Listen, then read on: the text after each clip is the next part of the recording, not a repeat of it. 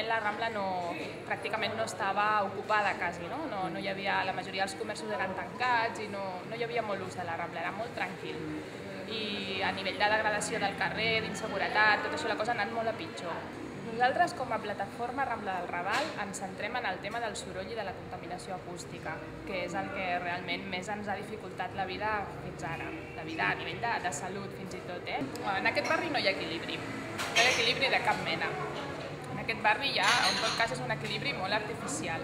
En aquest barri hi ha capes superposades, però que no es comuniquen entre elles. O sigui, acceptem tenir una festa major del Raval i tenir una Mercè, i bueno, això és normal.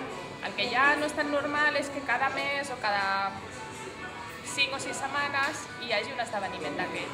I sobretot en una zona on ja hi ha un ús del carrer molt exagerat, no? Que són totes les nits del cap de setmana, ara ha arribat el bon temps, ja és dijous, divendres, dissabte.